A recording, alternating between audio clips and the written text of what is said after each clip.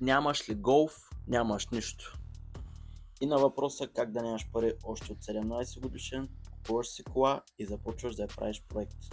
Golf 4, 1.9, 110 коня с леки доработки, челен кулер, по-голямо турбо, интейк, цялостна генерация, за жалост няма как да я чуем, няма клипче.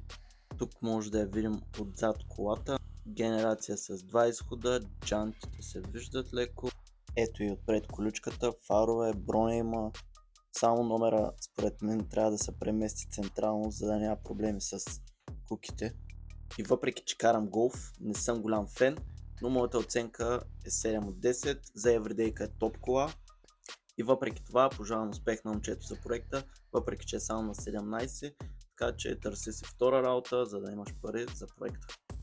А в сайта на Автоспомен ще намериш брутални кейсчета с промоция до края на месеца. Възползвай се с код STREET10.